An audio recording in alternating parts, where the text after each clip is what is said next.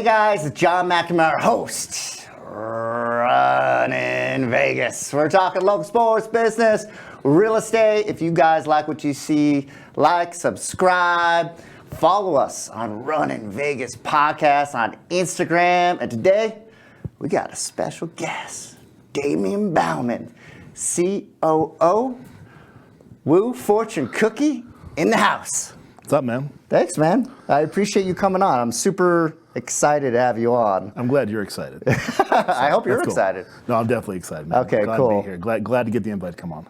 Yeah, I'm a big fan of yours because I'm like a super football nerd, and you played at Nebraska back in the day, and I grew up watching Nebraska just kicking everybody's butt. So besides Nebraska, tell us about you, your background, where you're from. What's like your story? It's kind of funny because you brought up Nebraska first to begin with. Yeah. It almost feels like that was a different life, you know? Because Yeah. it's so far removed. You start to think about like how long ago it was that you actually played. You're like, wow, did I actually even do that? Yeah. But I originally grew up in Boston. My family moved to Florida when I was in 8th grade. So, you know, I was the guy with the wicked cool accent down there, and then everybody has a southern accent, and it's like I had to figure out how to be a chameleon real quick in Florida. Yeah. And then after high school, I was a decent high school athlete. Ended up playing college football. I actually went to Central Florida first. So I played the same time, or I came into the same class as Dante Culpepper. Yeah. And I kind of remember the first time I met him and didn't realize that he was going to be a multiple year NFL star. We're throwing the ball, and we're about the same size. So I was like a 240-pound kid playing tight end. He's a 240-pound quarterback. Yeah. And I remember warming up with him like, what position do you play? He's like, I'm a quarterback. I'm like, no, you're not.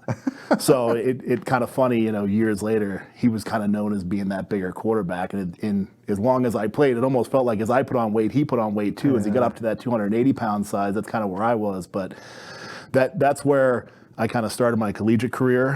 And then... Great program. It's come a long way. How do you feel about the move to Big 12? Are you like a Nebraska guy, UCF guy, both guys? So, I'm probably a Nebraska guy. Okay. The challenge with being like a former athlete, it's really hard to be a fan of anything other than your alma mater, and especially if you played for a long time, because what happens when you watch film, you always feel like you're breaking down film.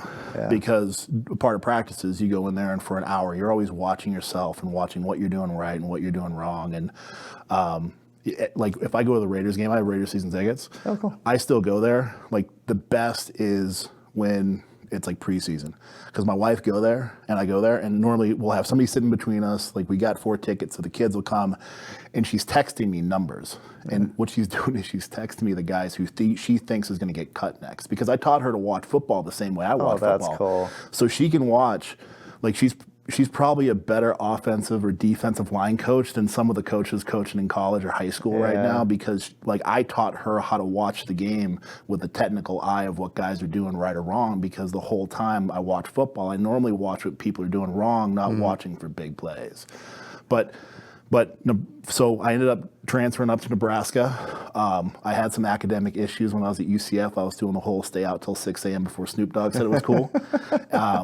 And how I made it up there is kind of an interesting story. Basically, we're back in Nebraska from my mother-in-law's, or she wasn't my mother all the time, it was my girlfriend's mother at the time, but soon to be my mother-in-law's birthday. And her birthday's on July 4th. Yeah. And at the time, we're thinking about, you know, what am I going to do? Because I went to another school, got a 2-year degree, decided I want to go back to school and play football. And I reached out to UCF. They said, we'd love to have you come back. And then they called me back a couple days later and said, maybe you should take a year off. And I had 2 years of eligibility left. Yeah. So we're thinking about different places. And my mother-in-law, she's like, well, Nebraska has a great running program. You're a bigger tight end. I was about 280 pounds at the time. They're like, why don't you go down there and talk to the people at the university? They just came off a national championship in '97. Wow. And I was thinking like Florida State, Miami. I was thinking Florida, and I just happened to be in Nebraska. So I actually drove into Lincoln from my wife's hometown, a town of 1,000 people called Pender. And I walk in the office. And in July, that's the month that all the coaches take time off. So the only person that was in there was a receptionist. And at the time, it was Coach Frank Solich. Tom Osborne just retired. So I go in there, and Frank comes out of his office. You know, how can I help you? I'm like, I want to play at Nebraska. I think I'd be a good fit. He's like, well, tell me why you'd be a good fit. And I kind of told him this story of me being a good athlete and I could run this fast and jump this high and do all these things. And he's like, well, UCF probably won't release any film, so why don't you do this? Go back home, put some film together. Just, go run some routes. We want to see you run some routes. Go run the 40. You say you can maybe jump up against a basketball hoop. What's your 40 time? Or back then? I ran a 4.6 at 280 pounds. You ran a 4.6? Yeah. Did you go to the combine? So I had both pro days, but no combine. So there's a story behind that. Okay. But Was this a pro day 4.6 or? It's a pro day 4.6, man. Yeah, it was a 36. I ran a 4.6. I was 180 pounds. So. 36 in vertical 4.6. So wow, that's impressive. So I go back and I put this film together, and when I played basketball in high school, a sophomore that when I was a senior was Tracy McGrady. So wow. He had just finished up his rookie year playing for the Raptors, and we're in the gym, and I'm there with my girlfriend who ended up becoming my wife, and I'm there with my high school coach, and they're filming me doing a bunch of different stuff. Well, it was an open gym. Tracy's shooting on the other side. I've got a basketball, and I'm like, well, let me show him I can jump. So I stand under the rim, no drop step, jump up, and dunk the ball. And I do it with two hands. And I'm like, well, I haven't got this on film before, and this is before like cell phone videos. Right. So I run at the rim and I do a windmill. And that video is actually on YouTube. If you want to just Google my name on YouTube, you probably find it. I'm finding this. But I sent it off, and I'm like, there's no way Nebraska's going to bring me in. So me and Kim, we go back to Orlando, and I get a call after we send the tape in, and it was Dave Gillespie. He was a running back coach. He was running recruiting for Nebraska at the time. And he says, hey, this is Dave Gillespie. We'd love to have you come to camp. Wow. So literally like that, we kind of packed up our life and we moved from the Orlando area up to Lincoln. And it was kind of crazy. I talked to my high school coach after the fact, and when he called, what he told me the conversation went was, they're like, I don't know where this kid's been hiding, but if he's 280 pounds and he can dunk a basketball like that, we got to have him. So it was that silly windmill that I put in the video that actually got me the look. So I go to Lincoln, and then when I get to Lincoln, I'm 16th on the depth chart, right? Yeah. They've got me as a grown man in there with the freshman locker room. Yeah. And I go in there, and it was funny. I go and I get my physical, and even the doctor, he's like, you're not a freshman, are you? I'm like, no, I'm definitely not a freshman. I'm 20 years old coming in. And I show up the first day completely, like I almost felt completely out of my element. We go and we're walking through at the offensive line. We're kind of walking through plays. And then we go out and we go through all of our individual drills. And then what happens after you go through individuals in practice, they normally bring groups together and they have them do one-on-ones. So we're in full pads, we're doing one-on-ones. We have the defensive line and some of the DNs there. So my chance to get up to do one-on-ones, they put me against somebody else who's lower on the depth chart, and I drive the guy back 5-10 yards and pancake him. Nice. So then they put somebody else against me. Again, a better player, I do the same thing. And then they stop. They called over Coach Ron Brown, who was a wide receiver coach, who also coached tight ends at the time. Okay. And they said, you got to come see this. And guys told me after the fact that, like, Ron never came to watch individuals or, like, one-on-ones for the D-line and the tight ends, except for that one day. Wow. So he comes over. They put a guy in front of me. Turned out to be Kyle Vanden Bosch, who had a long NFL career. Oh, yep. Puts him in front of me. The guy drank. I know of Kyle. I don't know him personally, but great dude. Yeah. Absolute beast. But I drove him off the ball. I didn't pancake him, but I drove him off the ball.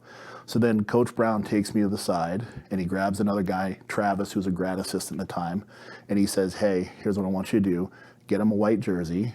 He's playing. I want you to stay by his hip and teach him the offense.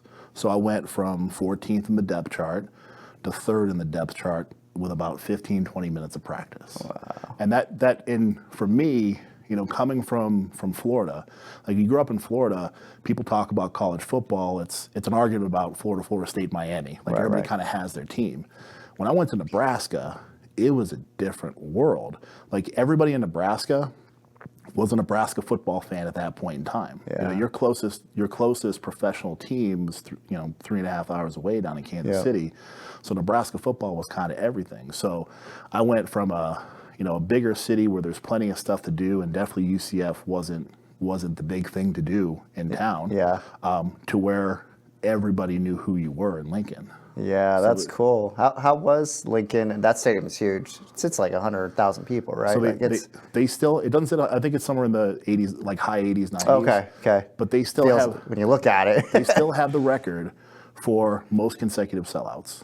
Wow. So like when I was there, I want to say it was somewhere between like 250 and 300, and I think they're either pushed past 400, they're somewhere near 400. I try to make it back for at least one game a year, or try to make it to awesome. a West Coast game at least once a year. They're and try doing, to reconnect. Yeah, they're looking better now. It's crazy the fall off, because growing up, because unless you're like, I grew up watching football, so Nebraska is like, to give you guys context, if you're not like a football fan, like they were Alabama back in the day, in the 90s anyways. So. And then it just like fell off like completely for like 15, 20 years. And now it looks like Matt Rule is doing a better job with the program and everything. And he's bringing them back. And he did a great job at Baylor. So he's done a great job everywhere he's been, except for the NFL. I mean, except for Carolina. Yeah, I mean, it's a different animal though. Yeah, the thing with the program and kind of what happened, when I left, so. Like my senior year would have been 99. Yeah. And we finished third in the nation. We probably should have played for the national championship, but the playoff didn't exist. I think it was Florida State and Virginia Tech that played at the time. So when I look back, like every year, I have a Big 12 championship ring from 1999. We beat Texas. I'm going to throw that out there real quick. But get 'em. The thing with that 99, so I took my son back. My son's 21 now, but when he was like 7, I took him back to a football camp in Nebraska. And they built a brand new indoor facility at the time, which isn't new anymore because it's quite a while ago. Yeah. But they had a banner, a white banner that went the full length of the field. And 2/3 of the banner was filled with championships. So national championships or conference championships. Yeah. And then it stopped at 99. Oh. And while I was there, I actually got to catch up with Coach Ron Brown. And I remember saying to him, like, man, I feel like I broke the program. Yeah. Like, we left in 99 and we hadn't really done anything since. And the next year, the year after I left, they played in the national championship against Miami. Yeah. And then after that, with the new athletic director that came in, they kept the coaching carousel happen. And for some reason or another, though Frank Solich didn't work as a head coach there, he went on to have a great coaching career at Ohio. And we really haven't been able to find the right mix since. And to me, like if you take me, whether you want to call me fan or alumni or whatever, it just felt like every coach that they replaced the prior coach with, they were really trying to find the thing that fixed the prior coach's deficiency. But what ended up happening is they found a completely different problem that they tried to fix with the next coach that they brought in. And now we're at Rule, and I think even in the community with Nebraska, you talk to a lot of people, there's a lot of optimism. And we went back this year. We're actually back for the 94 30-year reunion. I know a lot of those guys. We had a great time. Oh, cool. And it's probably the first time we've been back to a game where we actually heard a lot of optimism in the stands. Good. So even though stands are filled, we went through some bad years and you have some people pretty unhappy with how things were going. But now you're starting to hear optimism again. So the thing that I think transitioned for Nebraska, not only the coaching changes, but really the strength staff. So in the late 90s, you talk about like what Husker Power was with their strength program. I was going to ask you about this. Okay, glad you bring this up. They were at the forefront of like strength and conditioning and nutrition. Yeah. And I think everybody else caught up. Yeah. And I think once everybody caught up, I don't think that they were capable of pushing past it. And then you take that and you mix in a few other things, and before you know it. You guys were just known for power football. Yeah. Like, you would watch, and you and I were talking a little football. I'm kind of the same way. I like the X's and the O's and watch what you do right and what you do wrong. I'm always like, the first thing I'm watching when a game starts, does the offensive line move the defensive line, or the defensive line move the offensive line? Because that dictates the game. Like, in the 89% of the time, I can kind of predict who's going to win that just from that. Nebraska back in the day, the teams that you were a part of, I mean, just push. You guys could just do whatever. So I'm glad you brought that up. And then switching to the Big Ten was interesting. Obviously, it works out because Big Ten, there's so much more money. Yeah. But I'm sure it changes rivalries. There's a lot of shifts with that whole culture. But I think they brought, outside, like, when I was outside looking in, it just seemed like they brought the Because Matt Rhule, he just brings a totally different, now they're passing the ball a lot. Yeah. It's a totally different, you haven't seen that from Nebraska in the past. So Yeah, and I think, recruiting probably had a piece to do with it. I think Matt Rhule's done a much better job in recruiting. Yeah. One of the things that happened when Callahan came in, because he was the guy who came in after Coach Solich, I actually later became friends with one of the coaches in Omaha that really put a lot of kids from high school, one of the high school coaches that put a lot of kids into Lincoln. Yeah. And he told me, he said, when Tom was the coach, he used to just walk in the back door by the locker room. He'd go in, he'd sit down in the coach's office. He's like, all right, who do we need to bring in? And he said, Callahan's been there for a couple of years. I haven't even talked to the guy yet. So there was for some reason, when people come in from outside the state, there's a lot of really good athletes that actually live and play high school football in Nebraska, but it's not a populous state. Everybody seems to think that the best players have to come from California or Texas or Florida. At least at that point in time they did. I mean, things have changed with Huddle and access to film now. Yeah. But back then, there was just this feeling that you had to play in one of those three states to be a top-tier athlete, where that's certainly not the case. And I remember the conversation I had. He's like, listen, I got a tight end going to Iowa State now. I got a linebacker going to Kansas State. I got a quarterback going here. He named every other school in the Big 12. He's like, and I don't have a single player going to Nebraska. Wow. So recruiting, in that college world, and I get a lot's changed with NIL right now, but that's the make or break.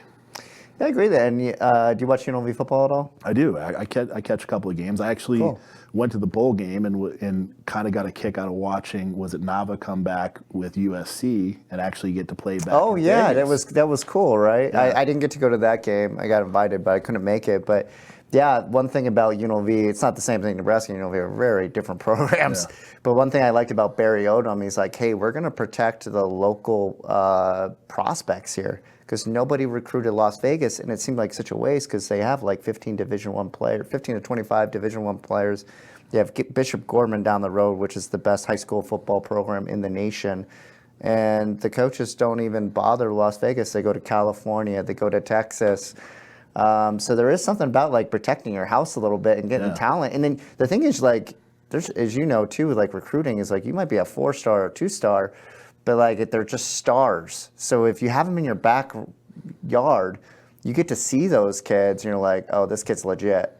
You get to see them every day. There's something about film and seeing somebody in person. Yeah. I don't know for you, but I could, it's like a totally different process when I'm watching an athlete. So and I just think from recruiting, regardless what state, if you're the state school in state, you got to make sure you clean up everything in your backyard first. And if you don't do that, I don't know how teams find success. I mean, you're competing nationally. It's not like the world has changed a lot since the 90s when it comes to recruiting. You get a lot of guys who tried to stay close to home, and especially now, I just think it's hilarious that you'll have a quarterback that could potentially play for 4 or 5 different schools before he finds his way to the NFL. Oh, I know. It's crazy right now with the transfer rules, and now they're saying like maybe there won't be eligibility anymore, and it's getting to a whole different thing. It was something I had to deal with. So when things didn't work out at Central Florida, I purposefully took 11 credit hours and obviously my clock started ticking. It didn't really matter, but just to preserve eligibility if possible. And actually when I got to Nebraska, I remember I talked to the academic guy, and I started out in college. I was a computer and electrical engineering major. Okay. And then when I got to Nebraska, they said, okay, well, you can't be an engineer. Well, at least you can't be an engineer and play football. You're more than welcome to be one or the other, but you don't transfer enough credit hours in. So they're like, you got 3 different options: sociology, psychology, or economics. So I picked the thing that fit best at the time, which from an analytical perspective was economics. Yep. And it was a good fit, and it kind of set me up career-wise. But they came back to me at the end of it. They're like, oh, by the way, we didn't realize you weren't taking 12 credit hours. You actually should have been classified a little bit differently. You could have been an engineer if you want. I'm like, yeah, whatever. It's all Oh my done. God. So yeah, good segue here, because you were in the lending business for a long time. Yeah. You've probably seen it all. How was that? Because how long have you been in Vegas for? I've been in Vegas for 17 years. 17 years. Yeah, I think we stopped it in Nebraska before I ran off on a tangent. But yeah, I've been here for 17 years. And I actually came out here. I own a mortgage company. And I started a mortgage company to get out of working for a bank because I was playing arena football. And Where'd you play arena football? Sorry. So So no, it's I all part of grew the up story. in Man. Albany, New York, and I watched the Albany Firebirds. Yep. Went to the championship game of that. But Yeah. sorry, that's just That's old school. And, Yeah. and listen, in college, I remember going to see the Iowa Barnstormers play when Kurt Warner was playing. Kurt Warner, man. So, I love it. So I started playing, when I finished up with football, I tried to get an extra year of eligibility. That didn't pan out. My NFL dream kind of fizzled. I signed I signed a contract in Toronto. They cut me before I ever got in. I signed a contract actually when the XFL first came out. I remember going to a combine and getting offered a contract with the XFL and got cut before I showed up to the Vegas team for practice. I looked at the Arena League the first time, and I was training for about 16 months, and I probably didn't have it in me, and I showed up to a cattle call tryout, and it just didn't work out. So I figured, you know what, I'll go get a job. It's time to get a job, raise a family, build a household. Cool. And the guy, when I bought my first house, the guy I moved in next to played for an indoor football team called the Omaha Beef. And he was an offensive lineman. He's like, hey, man, if you got in here, why don't you come out? I'm like, nah, man, I'm done. Yeah. So then I go and I get a gym membership down the road from my house. The guy plays running back for the Omaha Beef. Hey, man, if you got in, come on in and let's get it going. I'm like, nah, man, I'm done. So I called up the coach. I kind of got the itch. I called up the coach. He's like, well, come on down. And at the time, I'm 285 pounds, and I still had some athletic ability in me. But I went out there thinking, well, there really wasn't a tight end position in that world. Yeah. So I'm like, well, I'll play wide receiver. What? So I got to see that YouTube. Again, go to YouTube. I actually have a video. I'm playing D-line at the time. Okay. But my thing after I scored a touchdown or after I got a sack, I do a backflip. So there's actually a backflip video out there after a sack. But the first year I go out there and I play wide receiver, and it was funny because it was me and I was one of the motion guys. Yeah. And we had another wide receiver who played tight end. His name was Chad Mustard. He ended up going on to play in the NFL for a little while, but he was 6'8", and he was another 280-pound tight end. So we had these two huge wide receivers, and we just played the game a little bit different than everybody else in that league. But played in Omaha, that was fun. By the end of that year, with injuries, I started 8 different positions. I think I finished up playing center because we kept losing people on the offensive line. So I played O-line, D-line, running back at one point in time. I was a wide receiver. And the next year, I went to play in Omaha. They brought a new coach in. The coach said, hey, I love you. You're a great asset to the team.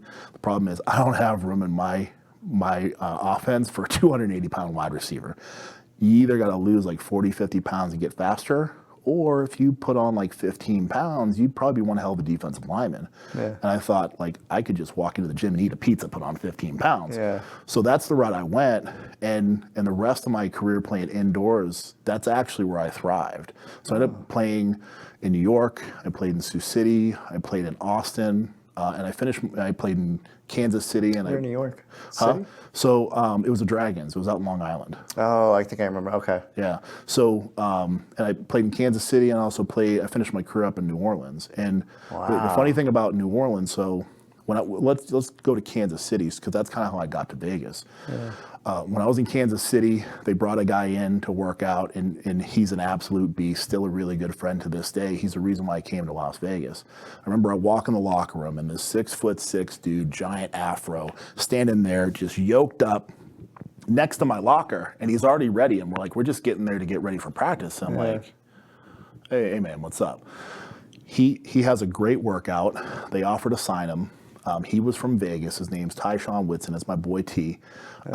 And the first away trip we had was in Colorado. And our rooms were adjoined, so we're sitting there talking, and I find out that this guy is like my brother from another mother, man. I love this man to death. And I used to tell him, like, after every season, I go out to Vegas, my wife and I will leave the kids with the in-laws, and we'll just blow off steam for 4 days and try and hit the reset button. Like, I'll take 6 weeks, try to get some semblance of abs. We'll go to the pool. We'll just have a good time. And he's like, hey, man, if you come out, come see me. So things finished up, and this is 2007. So I own a mortgage company at the time. I can sense the market's changing. Yeah. And then I go out and I see T, and at the time he's working at Pure Nightclub, which is now the space that Omni is in Caesars. Yeah. And we go in there and we see him. My wife and I are in his VIP section, and the music's loud and the place is packed. And he's like, hey, my man, why why don't you go and grab my ass? I'm like, what? He's like, nah, man, grab my right butt cheek. I'm like, what are you talking about? He's like, bro, just do it. So I go grab his right butt cheek, and it's his pocket stuffed with something. I go, what the hell is that? He's like, that's $100 bills, bro. He's like, we're opening up a new nightclub. If you want to come out here and train, if you want somewhere warm to train, why don't you come out here and we'll train together? Wow. So that's how I came out to Vegas.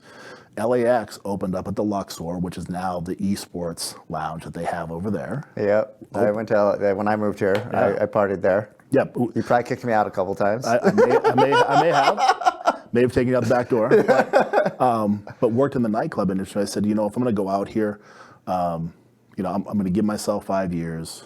We'll go ahead, try and make a certain amount of money. I'll still play football, and then I'll figure out whatever's next. I'll probably go back to banking or lending. And I overshot that by 1 month. At 5 years and 1 month later, I actually met somebody who ran mortgage for Nevada for Wells Fargo.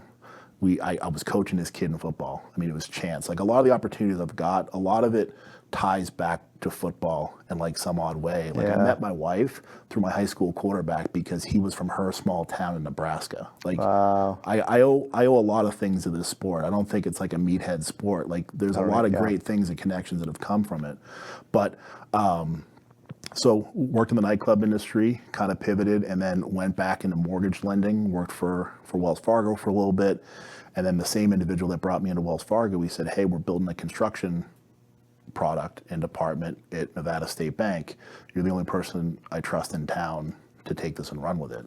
So I went over to Nevada State Bank, put a little over 10 years in it. Yeah, I saw that. Yeah, you've been doing it for a while. And I'd like to think, maybe other people would say this, not me, but I'd like to think that I was kind of known as like, if you're going to go get a custom home construction loan in Las Vegas, you would call Damien. Like there was really two places in town that you would call. You would call US Bank, you'd call Nevada State Bank, and if you called Nevada State Bank, you talked to Damien. Yeah. And when I left, I was running the sales and production side of construction for all of Zions Bancorp, so everything Texas and West. And the reason why I left is I had a friend that actually shot me a text message. He's like, hey man, what's it going to take to get you to join the team? And I was like, what team are you talking about?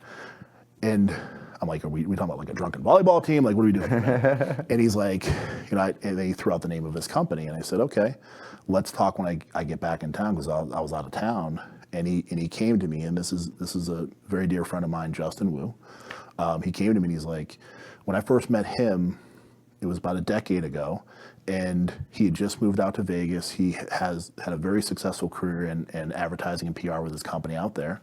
And he said, I've got this creative mind, and it never stops. And for 10 years, I've heard all these great ideas that he has. He's like, I don't have a way to activate those ideas.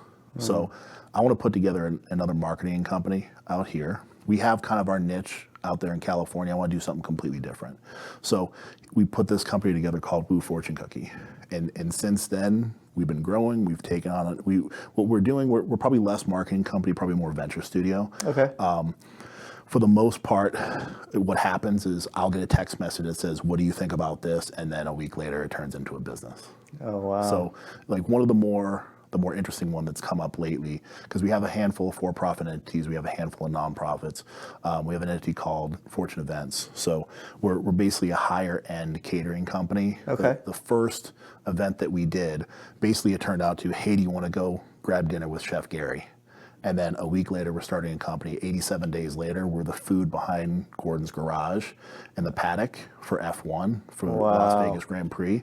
And then we also took care of the food for Dinner on the Grid, which is a 300-person gathering for a lot of important people, Vegas and outside of Las Vegas, before F1 even races on the starting line of the grid. Wow. So we built this company in 90 days to perform, and now we're looking to get the name out and try and build that even bigger within the marketplace, because we think there's some opportunity there. Awesome.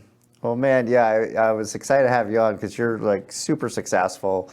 And one thing I get out of these pods, I've been doing this for about a year now, 95% of them tend to be former athletes and taking the principles, and just like you paid homage to football, what it did for you. It's done a lot for me. So just excited for all your success and the companies that you're building. And I got to get a part 2 with you in the future because I want to dive deeper into those companies and what you're doing. And I want to thank you for being on. This guy's awesome. Damien in the house, thank you. If you guys want to talk football, this guy's your man. Guys, this is Running Vegas. John McNamara, take care of yourselves today.